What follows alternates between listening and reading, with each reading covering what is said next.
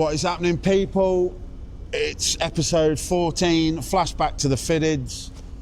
And you might notice a change of location. We are on the ground, boots on the ground in NY motherfucking C.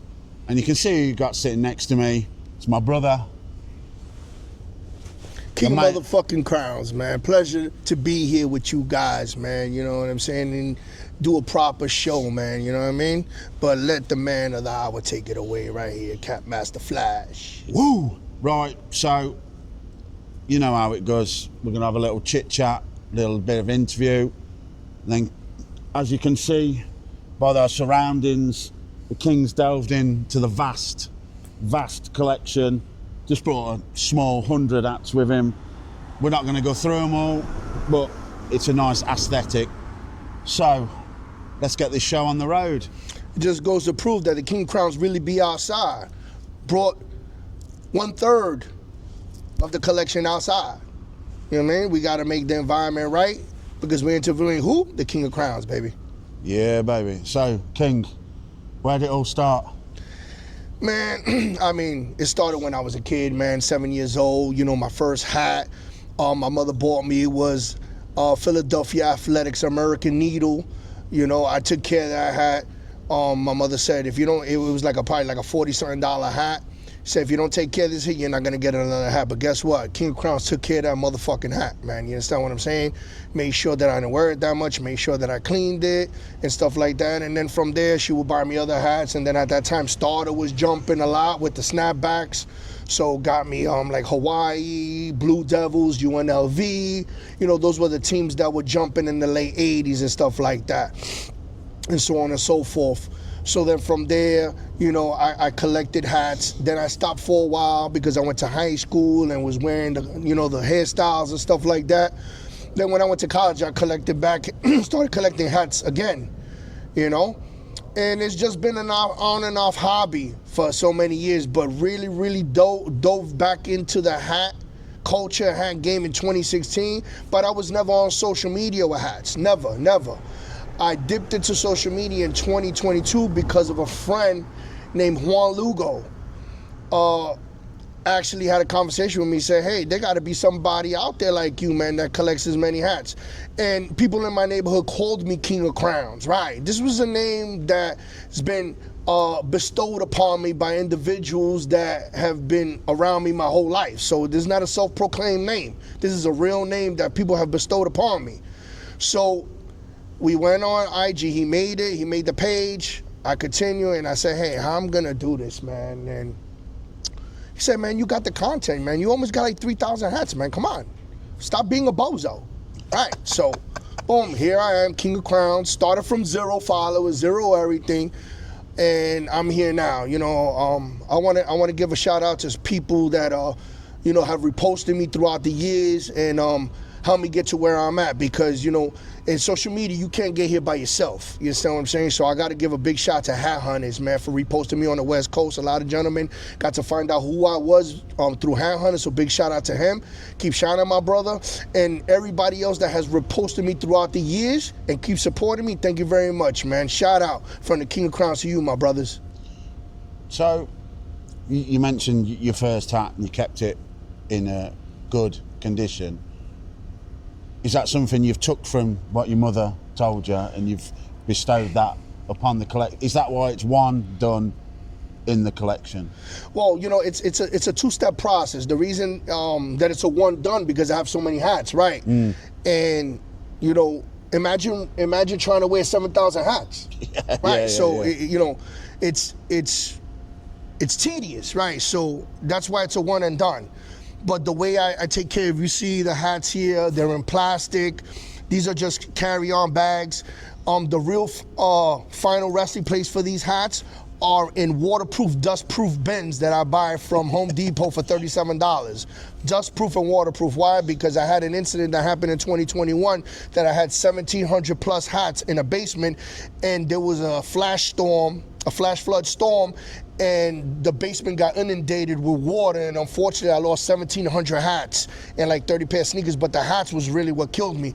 I was able to salvage like 62 hats, and I'm hopefully I could work with the Captician in the future to try to restore these hats and bring them into pristine condition to allow them to add 62 to my collection. Shout out Abby, Captician, fellow UK person, UK business, small business. If you don't know the Captician, the Queen of Clean, we call her. Check the website out, captician.com. We're not sponsored by them, by the way, but we'll just plug it because it's we're always in the good US, to show somebody love, right? Yeah, you know. So you've been in the game a long time, then. And you're here to stay. So let's talk about teams, because obviously you've got a vast baseball knowledge, sporting knowledge. Give me your teams, top 4 leagues. I mean, Mets, MLB, Nets, NBA, Rangers. nice, NHL. And this is always the hard one now. Are you a Jet or are you a Giant? I do both, but more Jets. I'm not gonna lie. I'm on that loser squad. Yeah. Super Bowl It is 3. what it is, Super man. Bowl 3. You know what I mean? Yeah. Hey, listen, I'm a Giants fan, so Yeah. I feel the pain. It's a long road.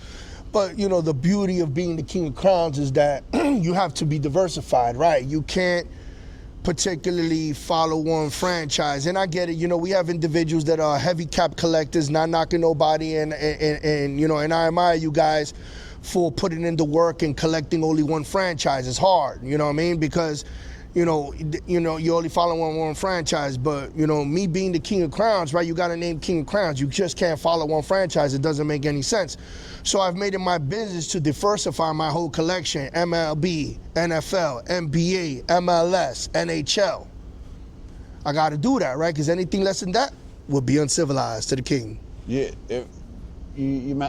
fuck with minor league, or you're not a big? Yeah, I do MLB. In the beginning, I didn't like it, but you know, I've adapted to MILB. I like some logos of the MILB. I like, you know, what some hat creators do with the work when they create some MILB hats, and some MILB hats I don't care for them. Yeah. Like you say, some are a bit like the very cartoony, aren't they, or not so. Like I say, they have unique and distinct logos, right? And it's basically to the taste of the person. Basically, big shout out to Bone Brims. What Bones Brim said, hat community, buy what you like. Always remember that. Buy Bone Brims. Big shout out to my brother from New Jersey. Much love, respect. Shout out, buy what you like. And that's the thing, because hats, it's even though it's a community, it's very individual. There's a hat there for everyone. Just because, for example, someone will say they don't fuck with this hat, or they don't fuck with that hat, or I don't like that, doesn't mean it's a bad hat. Just means it's not for you, but absolutely out there somewhere, it's a hat for someone. You know what I mean? I totally agree with you. Like I had I had a conversation with you guys, real brief conversation. I said sometimes, you know, I used to see views from the vault, and they used to slam certain hats. So what I would do, I would buy them and then color match them with my clothes and my sneakers, and then the people would like them. People would like them, follow them, comment, or be like, yo, I saw the hat on the views on the vault, but guess what? You turned it around. You made it look good, right? So, you know, at the end of the day, when you're looking pictures of a hat and you buying the hat and you have it in the hand, it's 2 different aspects and 2 different ratios. So at the end of the day, you know, buy what you like and wear what you want. You understand what I'm saying? It's you're the one that's spending the money on it, and you're the one that's going to have it in the collection and nobody else. Do you reckon that's where stores can do better with the promotional side of it, is in picture quality? Because there's a lot I've bought, like you said, it doesn't look good in the pictures. When you get it in hand, completely different, absolute heater. Do you think that's something stores can improve on going forward? Well, yeah, of course, but you know, at the end of the day, us as being consumers of hats and being elite hat collectors, such as myself and you, the reality is that, you know, we can't do the work for the store. You know, they're a business, and they're on the business side. We're on the collecting side. So at the end of the day, they should do their due diligence to give us the best view of the product, so we could buy the product, right? So, I mean, if they don't show good pictures on them, you know, of the hats, shame on them. Yeah, because then, like you say, a perfectly good hat that if you saw it with your own eyes might be unbelievable, but if that picture on the website, that hat can sit there for the next 3 years and just end up in the sales section. You end up buying it, and you're like, wow, how did this sit there? It's crazy to bear. So just back to sports, obviously teams and that. Is there any team as a collector that you won't buy? Well, before I years ago, I would refrain from buying Boston Red Sox hats because of the debacle of 2004. Yeah. And the reason that happened was because I keep it real, man. I was sitting in prison, and I had bet somebody 2 cartons of cigarettes on that ALCS. And we was up 3-0, and I told my fellow convict, I told him, hey, look, listen, his name was Boston too. He was from Boston, he got locked up in New York. And I told him, yo, Boston, I'll give you a walk right now. Just give me a car and then we're good. He said, no, I believe in my team. Like, he was dead ass riding with Boston. I said, yo, bro, you 3 games down, bro. I'm telling you, give me a car and then we good. We'll erase the bet. He really rode the bet all the way, boom. 3-1, they won a game. He said, see, I told you. Come on, that's only one game. We're going to win the next one. Boom, 3-2. Don't worry, we're going to win the next one. 3-3. What I told you. Oh, you shaking in your boots right now, my nigga. How about if I give you a card right now? And I said, hell no, man. We're going to win the next game. Guess what? What killed me, I was sitting there in prison seeing the game with him, and Johnny Damon hit that home run at the fucking, almost the upper deck of shit. Leadoff home run, upper deck of shit. And I was like, I don't think it was a leadoff, but leadoff in that inning, it was like a 3-run home run. No lie, what I actually did, fellas, I went straight to my inmate locker. I opened it with the combination, pulled out the 2 cards, went, and I paid that man, and I sat in the back, and I was like this. Until Boston won that game. I was so tight. He was like, oh, why you tight for, huh? What happened? What happened, my nigga? What happened with the Yankees? I just stood quiet like this. Yo, you got it, my guy. You got it. That was like a little, grudge that I held, but I collect Boston now. Big shout out to my Boston collectors, Cabrera. You see his hat, fitted crowns. You understand what I'm saying? Guys out there. Real fitted chef. Yeah, Crown Legends over there. Big shout out to you guys, man. Keep pumping out them Boston hits over there. Hat Bodega, the Real Fitted Chef, doing your thing. Boston Craze and Boston Hat Collectors, man. My brothers in this motherfucking hat game, for real. Much love, respect. Nice. So, obviously, we know you've delved into the designing side of the hats. Just tell us what made you go into that side of it after being such a collector for so many years. Why was now the time? Or say last year, Well, I'm gonna be honest with you.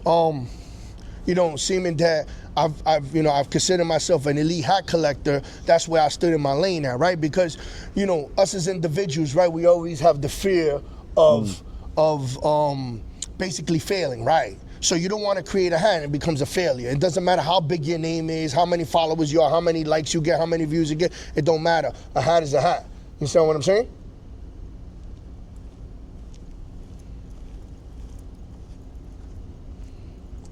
Yeah.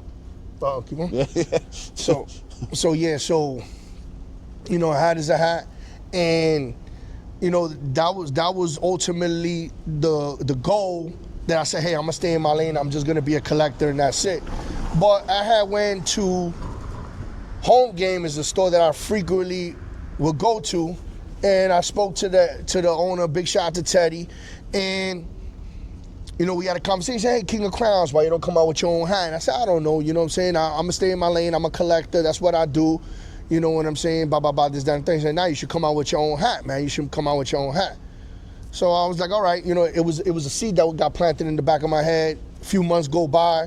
I got an iPad, download Procreate, boom, boom, boom, bada bing, bada boom. I said, how I'm gonna start a hat off? I said, hey, you know what? I always sit in section 139, row 1 by the Apple at Citi Field. Let me make a Big Apple mess. I don't see nobody do that. This is gonna be unique. This is gonna be intriguing, right? I designed the hat, right? The original blueprint was just home run GITD in the back. It didn't have the Apple coming up or nothing. I go to Home Game. I show Teddy the blueprint, the mock-up. Teddy looks at it. He goes, "That's a good job, man. Keep working." Right. A few weeks later, my brother Capo 856 was good, my brother, and hits me up and says, "Hey, man, Eric from Pro Society, wants to do something with you. He wants to know if you design hats, because he wants a New York guy to do something New York. Seeming that they got other guys doing, but they're not really from New York, like you're really from New York." And I said, "Yeah, you know what? I got something that I worked on." He's like, "All right, shoot it over." I shot it over, presented it to Eric. Then next thing you know, we're on a conference call, all three of us. He's like, "Yo, I love it. I love it." And then I showed him the picture of the apple, and I showed him where I sit in the stadium and where I got the concept from. He's like, "Yo, I love it. Let's make this come to fruition."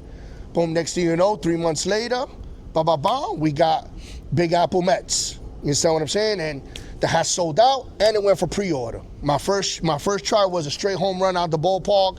You know what I'm saying? And it made history, bottom line, man. So, thank you for the opportunity, Pro Society. Thank you, my brother, Capo 856. And, I understand that, one people look at it as certain things and say, "Yo, this one man's garbage is the next man's treasure."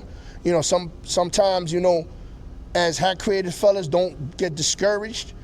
At the end of the day, somebody might not think the design is all good, but you just hit the right individual, which what happened to me. And they can see your vision, you know what I'm saying? That's the whole point, 100%, 100%. So, obviously, the Big Apple match was a hit. We've had a couple more, the two steakhouse joints. The Queensbridge Mets was a banger. Any other team? Will you ever do a non-New York team, do you think? Or is New York teams all you're going to do? All I can say is stay tuned, guys. Stay tuned. We're, we stirring the pot. We're stirring the pot over here, and there's things on the horizon. You know what I mean? So I'm not saying no, but I'm not saying yes either. But stay tuned. Hey, listen, you heard it here first, people. So before we move on to the hats you bought, there's always a question I ask. So obviously people have the teams and that. Athletes. Any favourite athletes that you've followed throughout their career, regardless of team, regardless of? Well, at the end of the day, there's a whole bunch of athletes that I follow. Of course, as a kid, following Michael Jordan on and off the court, even when he went to baseball, Tim Duncan, the Admiral, David Robinson, Mike Piazza, Dwight Gooden, Darryl Strawberry, guys like that. Even though they went to LA, they came back and played with the Yankees, as a sports fan, at times, we follow franchises, but, there's certain players that we root for. You know what I'm saying? Because we like their charisma, we like their style, we like their finesse. They got that swagger. You understand what I'm saying? Yeah. They overcome adversity at certain times. They deal with that pressure day in and day out, whether it be on the court, on the gridiron, on the diamond, on the ice, on the soccer field. We all have individuals like that we follow, and we kind of admire them in kind of a way. No Diddy. You understand what I'm saying? Yeah. Like you say, when I was a kid, Shaq. I love Shaq. And I was a Knicks fan, but I like the Magic because of Shaq, and then I'd watch the Lakers because of Shaq. So Shaq was my guy. Oh yeah. Tremendous, the immovable object. Yeah. Hey, listen, most dominant big man, would you say? Yeah. Yeah. The most dominant big man in sports, and then the second one will be Ben Wallace, I think, behind him. Yeah. Well, you heard it here first, King of Crowns, sports knowledge. So we'll get to the bit everyone's been looking forward to. You know how it is. The guest brings some crowns on because he's the King of Crowns. We've allowed him 6 crowns today. Because I'm out the country, I haven't got access to my collection, so we've give King an extra slot. Don't worry, we got you over here. We got you over here. Don't worry, we got him. We got him over here. We got you. We've got him. So, King, break out the first crown. Let's see what we're getting. This is an old school classic right here. This is an old school classic. I bought this in 2009 when the first year of Citi Field. They had demolished. Shea Stadium, and they started Citi Field. So this is an intriguing hat, right? This is remembering Shea Stadium, right? It's a classic hat. If you go back and you Google Shea Stadium, they used to have neon men around the stadium, neon men. When you were driving on the Grand Central Parkway on the Van Wyck, you could see neon men. Like you see this one batting, you see one catching, you would see one pitching, you would see one in the outfield that had different players in neon on the facade of the stadium lit up at nighttime. You know what I'm saying? To commemorate the team, right? So just like the stadium, it has the neon men on it. Dinner plate logo, of course. You know what I'm saying? Right here, no eyelids, right? You see this logo, New York, with the Statue of Liberty in it. Empire State Building in it, with Shea Stadium in there. Like I've been trying to work with this logo. They don't allow it. I guess it's vectored or whatever. So, stuff like that. You see Shea Stadium on top of the New Era logo, which you really don't see that too much, but here it is. You understand what I'm saying? Orange UV. This is a classic right here, man. Remembering Shea Stadium, man. The first year of Citi Field, I bought this hat there. This hat is from 2009. And the neon men, that's what they put in the Shea Stadium patch now that you can get. It's the neon man batting, isn't it? On the 40th anniversary, you see the man batting up. Yes, 40, the square one. 40th anniversary, New York Mets. Yes. Yeah. But these logos were on the facade of the stadium all around, and they were lit up at night. So when you're driving on the GCP or the Van Wyck, you would see the stadium lit up. Of course, you see the lights inside the stadium. The stadium, was in effect with the game, but this was lit up, and you knew baseball was being played there. And even if the game wasn't on, you would drive by the stadium at night, the lights would still be there of the players in neon. So this is perfectly reminiscent of the old Shea Stadium. Remembering Shea Stadium, guys. I like that. Yeah, give it. I'll put it in the bag. Go on then. Well, that's a beauty to start. Personally, I've never seen this hat. No, yeah. And I know that logo is vaulted because I looked at doing something with that and I was told, no, you can't use that. Yeah, you can't use it. But I don't know why, because that to me is iconic. You could do so many things with that logo. It's a shame that we can't work with it. New era. Come on. Please. Do better. Do better, please. Right, King. I guess it's time for numero dos. Crown. Fine, number 2, Big shout out to 4U Caps, man. 4U Caps. 4U Caps. I've been dealing with them for so many years, man. Big shout out to Chino up there in the Bronx, Been dealing with these guys for so many years. This hat was purchased in 2016, Seattle Pilots, right? Now look at this, Seattle Pilots, right? Look, with the Admiral feathers, right? Boom, the bar going across Seattle, nice. This is a woolly mammoth too, straight 100% wool, right? No side patch or nothing, but guess what? Look, this 2016, they're using metallics heavy. Look, MLB, metallics heavy. Metallics on the brim, metallics right here, NE sign, metallic thin there. So, metallics is something that's been retro. It's just like fashion, certain fashion from the 70s, 80s, and 90s, 2000 gets retro and it comes back in some type of form or way in today's society, right? So it's fashion recreating itself over and over again. And metallics was reintroduced like late 2023, 2024, the war of metallics started. But it's been around, and this is a perfect example of that. Big shout out to 4U Fitters, man. Beautiful gray UV, classic right here, Seattle Pilots, man. When you wear this hat, man, you actually feel like a fucking pilot on a Delta plane. Listen, that is a bit, and it's right what you say about metallics, because I've got hats again, 2015, 2014, and they've got the metallics, whether it's the green or the gold. Like, it's not a new thing, is it? No. It was more premium back then. I think if you saw a hat with metallics, you'd be like, whoa, that's not normal. Yeah. Special accounts, high level accounts would get that, and you probably pay an extra premium for them. But that's a beauty. I'll pay $35 for that hat. Hey, listen, all right, guys, $35. 35. You don't get that no more nowadays. $35 for a fitted in 2016. Remember No that. more. 35. Let's keep them rolling, King. Keep them rolling. Number 3. Listen, one of the biggest all-stars in my collection that I created. If you don't know, now you know. Big Apple Mets, right? The hat that I talked about, the hat that was shunned by people and accepted by others, and it made history. This hat sold out, and it went for pre-order. You understand what I'm saying? There's so much I could talk about this hat. Dinner plate logo in the front, beautiful black brim, green UV, nice color green UV.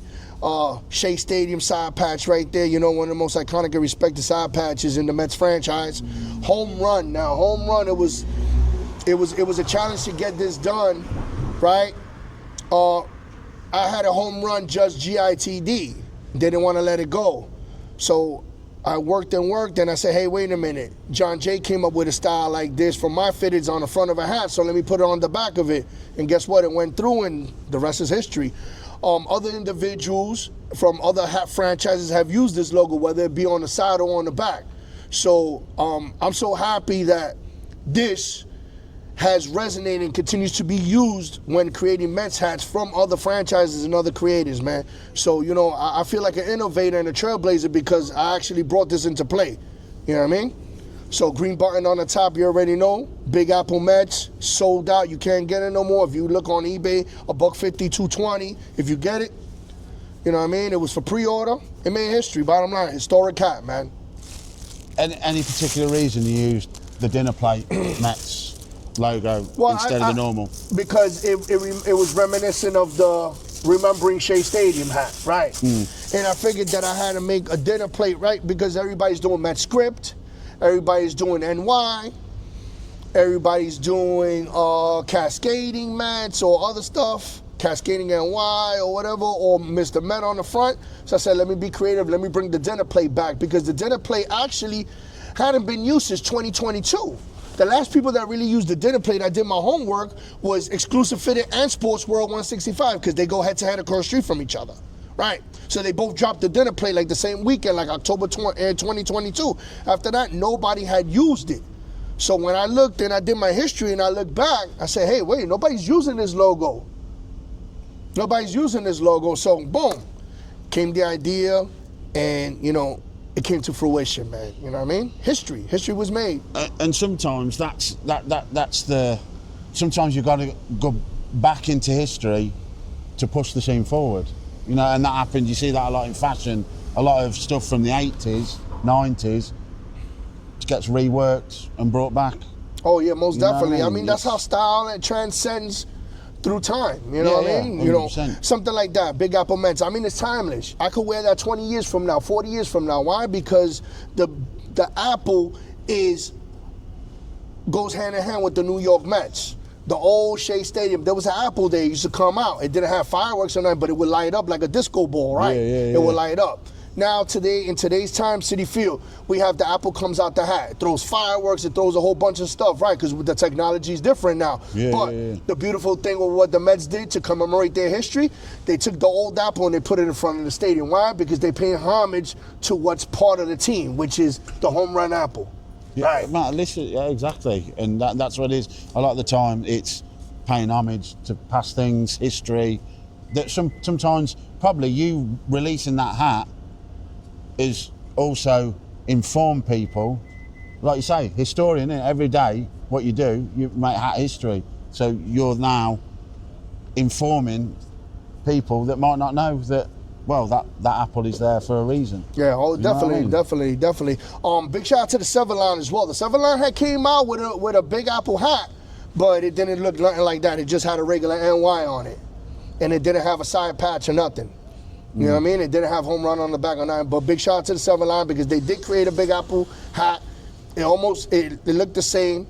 It just didn't have a green button. and it had a black UV. You know, it was a different color type of hat. But nonetheless, big shout out to them. You know. Yeah. Hey, listen, big shout out. Right, let's go. We'll keep the hits rolling. We keep the heat rolling. You know. Oh, now this is one of my favorites. I'm gonna. All right, this is you know, the second one that I dropped with Prosody. You know, Ground Zero Yankees, man. You understand what I'm saying? Look, listen, you know, we got to pay homage and respect to the individuals that fell in 9/11. You know, Ground Zero.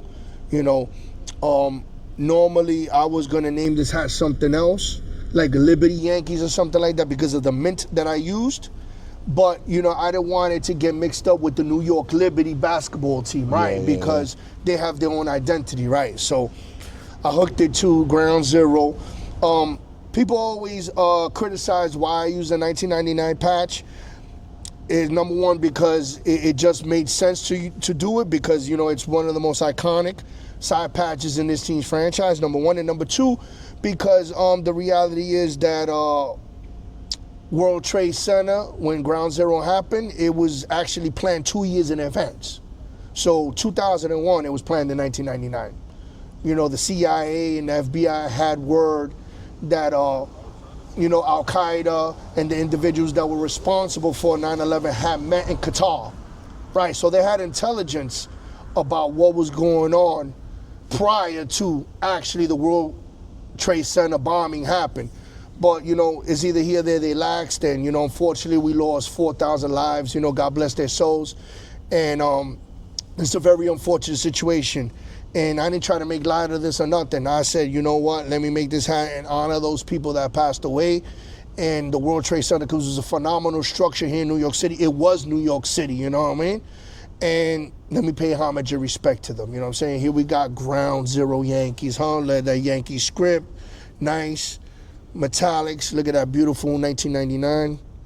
Mint Barton. Metallics right there. Nice gray UV, black guts. I mean, another banger, sold out, man. You understand what I'm saying? Big shout out to Prosody and Eric and over there for having the faith and the wisdom in me to continue to push bangers. Now listen, one of my favorites, without doubt. Oh, yeah, definitely. Without doubt. Definitely. And we're going to roll on to the next one, right? We got number 5 right here. This is probably my favorite of the ones you've done. We got number 5 right here. We got Queensbridge Mets, man. You know what I'm saying? Big shout out to all my brothers in Queensbridge, man. You understand what I'm saying? My man Nut, my man Kev, my man, you know what I'm saying, Stout. All my brothers over there, Piff Jones was good. You know what I'm saying? We see you coming with that new music with Dave East, man. You know what I mean? And this is a classic right here, commemorating and honoring Queensbridge. You understand what I'm saying? Right here, Mets script. You see that nice with the copper, reminiscent of the bricks of the projects. You know what I'm saying? You know, little knowledge, man. Queensbridge is the biggest project in the whole world. Look at the almanac, find out. Queensbridge has so many units that I could be born and not live in every unit until I die. I'll die before I was able to live in every unit. That's how many units Queensbridge Projects has. It's the biggest project in the world, bigger even than the projects in Puerto Rico. You could Google it, I'm telling you the truth. You can see what I'm saying. I heard that fact not long ago on a thing. It's the truth. Queensbridge is the biggest project in the world. So we're paying homage and respect to Queensbridge. Big shout out to Havoc, Prodigy, rest in peace. You know what I'm saying? Tragedy Gaddafi. You know what I'm saying? Cormega, my brother, was good. You know what I mean? And Queensbridge Mets, man, I mean, it was a hit. Listen, man, look at that beautiful side patch, 50th anniversary. One of the most iconic, respected side patches in this team's franchise. I mean, you know, orange button, commemorate the projects, NYCHA. You understand what I'm saying? Boom, nice. The red brick, black, you know what I'm saying, visor, and green UV. You already know what the deal is. This was a hitter. This also sold out.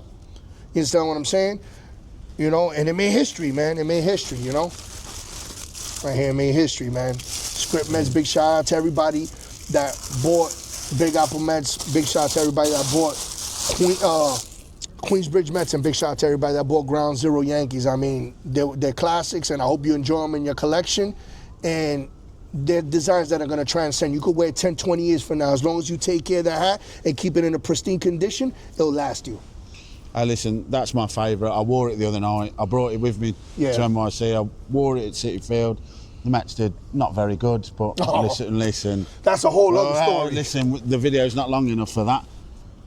Well, obviously, because I'm in NYC, I've not got access to anything of mine that I can pull out for the Flashback crown, so King got the extra special place. So breakout number 6, well, the Flashback crown. Oh, Flashback crown. You guys want to see a flashback? I'm going to bring you a flashback. Beautiful, huh? You want to see a flashback? Flashback 2016 right here, huh? 2016, fellas. Huh? Metallic's been implemented since 2016, 2015, 2014. Like he said, depending what kind of hats, hat place, what kind of exclusive contract they have with New Era at the moment, they will get certain hats that have metallics on them. This one is an iconic hat. Not only is an iconic logo, I mean, Chief Wahoo, I mean, you know, who don't love Chief Wahoo? I mean, listen, but we understand why it was taken out because of the social injustice movement. We understand that, even though people didn't agree with it, but we understand why it happened, right? But nonetheless, we got this beautiful, beautiful Cleveland Indians Chief Wahoo hat, right? Huh? Gold brim right there, huh? Nice. But look at this side patch, right? Inverted side patch. This is a misprint. This is a misprint. When I got it, I kept it. Why? Because I know that maybe one day this hat will be worth money. Right, look at this, ladies and gentlemen. Look at this, hat collectors and hat connoisseurs and hat aficionados. The side patch is inverted. It's inside out. Look, inside out. The metallics are on this side. Unbelievable. It's inverted. Right, they sold the patch wrong on this hat. It's okay. It's a misprint. It's an error. But guess what? It's a classic. When you get something like this that's misprinted or irregular or something like that, and it has significance, one day it'll be worth something. You know, gold button, Chief Wahoo pin, you already know, gray UV, classic white guts, wool, 100% wool hat. That's what this is. This is a woolly mammoth. You understand what I'm saying? But you see that. World Series, 1995, backwards. All right? Iconic. Listen, look at that. That's crazy, that is. Huh? Look at that. But again, like you say, that's just been done like that. That's probably a one of one. You know what I mean? The likelihood that they did that more than once and let it go out is probably near impossible. That was probably because someone would quickly look at that and go, yeah, that's cool. Boom. Yeah, right. But when you get home and you look at it, you're like, oh shit, I got duped. They got duped. But at the end of the day, you know, people that know about stuff like that know that when you get something like that, it's classic. It's classic. You know what I mean? Hey, listen, and just to touch on that one, that gold brim, they brought that back a couple of years ago. Oh, yeah, like definitely. It was brand new. But like you say, what was that, 2016? Yeah, it was 2016. I mean, 10 years ago. 10 years they've been doing it. But listen, so you've seen it here first.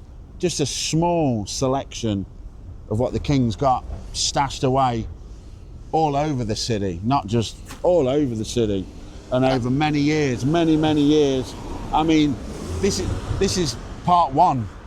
We'll be back with a part two somewhere down the line. Definitely, you know, the King of Crowns got 3 locations where I keep hats at, because where I live at, it would be impossible to keep a whole 7,000 plus collection there. I mean, you know what I'm saying? You know, I live in New York City, you know, in the city. So you know that I live in a condo, an apartment, right? So imagine having 7,000 in an apartment. I would be on an episode of Hoarders. That's what I would really be at. I wouldn't be on this show. I would be on Hoarders on TLC, right? But I'm not, thank God, because I practice cleanliness. You know what I mean? Man buried alive. Buried alive by hats. It'll be all over the newspaper, the New York Post, everything. Man missing in this collection of hats. They don't know where he's at. People knocking on the door. NYPD got to bust it down with the FDNY. Brilliant. All right. So, people, well, King, want to say anything to the people before we call this an episode? Listen, man, big shout out to my brother Catmaster Flash. Flashback to Fitteds, the #1 show on YouTube right now. You know, the reason I say that, because this show is about getting close and personal with the creator, the hat collector, the individual, the persona of the individual. That's what this is about. This is not about how many hats you have or whatever. This is about mano a mano and getting to know the individual so the community could get to know them. So big shout out to this platform, Flashback to Fitness. Big shout out to Cat Master Flash. Also, I have Cat Master Flash's hat right here. Beautiful. You see that? Oakland Athletics cap. If you did not get this hat with the CM right there, Cat Master Flash pin, you know you fucked up, right? You know what I'm saying? Camo UV, 50th anniversary side patch on the side. I mean, what more can I say? I can't say nothing more than that. You understand what I'm saying? But big shout out to all hat collectors, all hat connoisseurs, hat aficionados in this motherfucking hat. Yeah. Keep shining and keep elevating your collection to new heights. King of Crowns, baby. NYC. Cat Master Flash. Flashback to Fitteds. And I'll drop the mic because there's nothing else to say. And we'll see you next time. Peace.